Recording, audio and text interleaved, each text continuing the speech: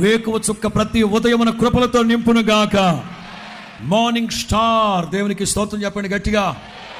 మొట్టమొదటిగా చెప్తున్నారు, వేకువ చుక్క వలె నీవు ఉదయించుదువు గాక. అద్భుతమైన మాటలు చెప్తాను. ట్విట్టర్ ఉందా? పెడు.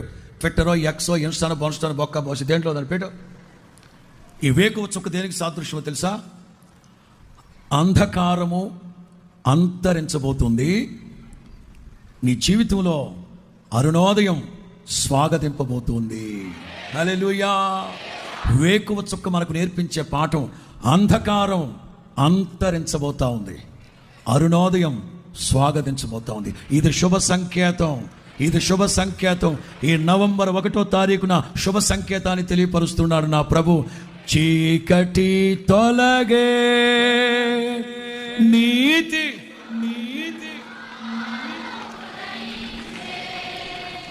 పాడదాం అందరమే. ఎట్లా పాడాలి? విశ్వాసం తబలా, రైట్. చీకటి తొలగే, నీతి సూర్యుడు నాపై. చీకటి తొలగే, నీతి సూర్యుడు నాలో ఉదయించే. నీ సాక్షిగా వెలుగు, నీవున్నంత వరకు నీ తేజరిల్లెను. నీవున్నంత వరకు ఆశ్చర్యకరు. హల్లెలూయా, హల్లెలూయా.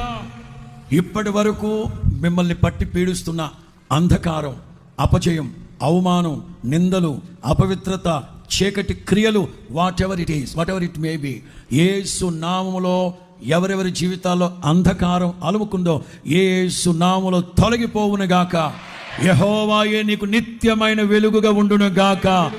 నీ వెలుగు వేకువ చుక్క వలె ఉదయించును గాక. అంధకారం అంతరించిపోవును గాక. అరుణోదయం స్వాగతింపబడును గాక. శుభ సంకేతము ద్వారా ప్రభు కార్యాలు జరిగించును గాక. నీతి సూర్యుని వెలుగు, నీతి సూర్యుని కృపా కిరణాలు మీ మీద ఉదయించును గాక. తొలగిపోతే చీకటి యేసు నామములో. ఇక మీద చీకటి మరణ క్రమ్మకుండా యెహోవాయే నిత్యమైన వెలుగుగా ఉండును గాక. మీ వెలుగు మెట్ట మధ్యాహ్నపు వెలుగు కంటే ఎక్కువగా తేజరిల్లును గాక. అన్ని విషయాల్లో ప్రభు ఆ దిశగా కార్యాలు జరిగించును గాక. ఇందులో బి